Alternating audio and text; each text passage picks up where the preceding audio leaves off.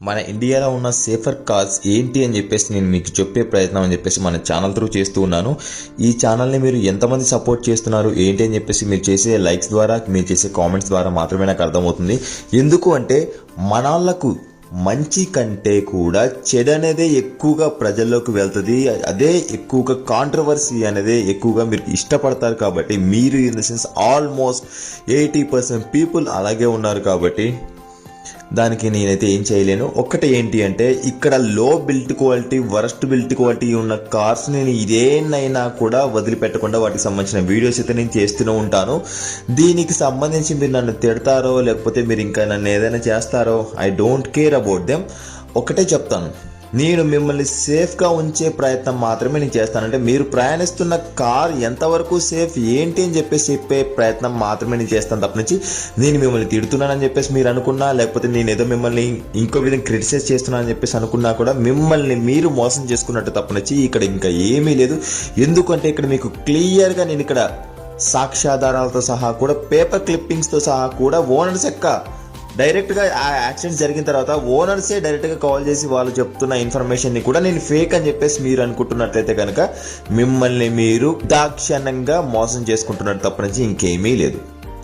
Okay right friends, ఈరోజు వీడియోలో మనం గమనించినట్లయితే కనుక మారుతి సుజుకి ఎర్టిగా ఈ కార్కి మనకు గ్లోబల్ ఎన్క్యాప్ లో 3 స్టార్ రేటింగ్ వచ్చింది. 3 స్టార్ రేటింగ్ అంటే చాలా మంది ఓకే యావరేజ్ వచ్చింది కదా, పర్లేదు, ఓకే బెటర్ అని చెప్పేసి అనుకుంటూ ఉంటారు. 3 స్టార్ ఇన్ ద సెన్స్ ఏంటి అంటే 50-50 ఛాన్సెస్ అని చెప్పేసి అయితే మనం అనుకోవచ్చు.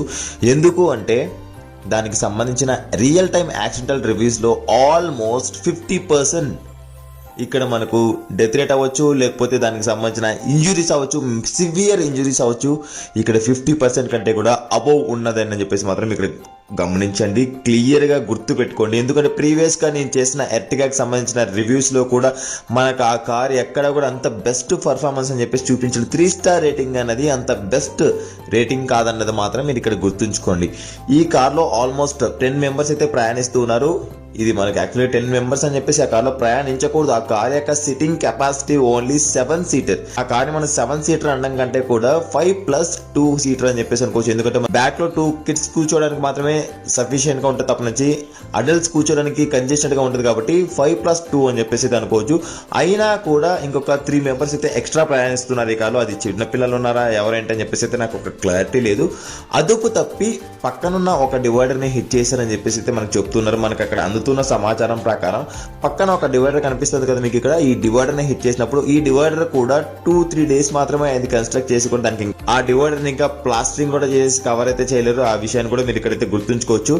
ఎంత లో క్వాలిటీతో అక్కడ డివైడర్ ని బిల్డ్ చేశారో, ఆ డివైడర్ ని ఈ కార్ వెళ్ళేసి 60-70 కిలోమీటర్ స్పీడ్ లో హిట్ చేసినప్పుడు ఇందులో ప్రయాణిస్తున్న ఆల్మోస్ట్ 5గురికి సివియర్ ఇంజురీస్ అయ్యాయి. మిగతా వారికి అయితే స్వల్పంగా గాయాలతో అయితే వారు బయటపడగలిగారు, కానీ సివియర్ ఇంజురీస్ వరకు వెళ్ళేసి వారు హాస్పిటల్కి వెళ్లాల్సిన పరిస్థితి అయితే వచ్చింది. ఈ కార్ యొక్క బిల్ట్ క్వాలిటీ గురించి మనం మాట్లాడినట్టయితే కనుక ఓకే 60-70 కిలోమీటర్ స్పీడ్లో ఏ కార్ కొట్టేసినా కూడా మనకు అలాగే అయిపోతుంది అని చెప్పేసి అయితే మీరు అనుకుంటూ ఉండొచ్చు. ఇదే 160 కిలోమీటర్ స్పీడ్లో ఒక ఎకో స్పోర్ట్ కార్ ఒక టాటా ట్రక్ ని హిట్ చేసినప్పుడు, ట్రక్ ఇన్ ద సెన్స్ ఏంటి, ట్రక్ అంటే మీరు నార్మల్ ట్రక్ అనుకుంటారేమో, అది టిప్పర్ లారీని కొట్టినప్పుడు వెనకల 4 టైర్స్ ఉంటాయి కదా, ఆ టైర్స్ మొత్తం ఎగిరిపోయి పక్కన పడిపోయి ఆ కార్లో ప్రయాణిస్తున్న ఏ ఒక్కరికి కూడా చిన్న ఇంజురీ కూడా జరగలేదని చెప్పేసి మీరు ఇక్కడ గమనించారు. దాంతో పాటు కూడా ఎకో స్పోర్ట్ లో ప్రయాణిస్తున్నప్పుడు ముందు నుంచి ఒక పెద్ద లారీ ఎకో స్పోర్ట్ కార్ మీద పడ్డప్పుడు ఆ కార్ లో ప్రయాణిస్తున్న డ్రైవర్ సురక్షితంగా కిందకి దిగేసి వచ్చేసి అసలు ఏం జరిగింది ఏంటని చెప్పేసి అయితే ఆయన దానికి సంబంధించిన డాష్ క్యామ్ వ్యూ కూడా మీకు షేర్ చేస్తారు.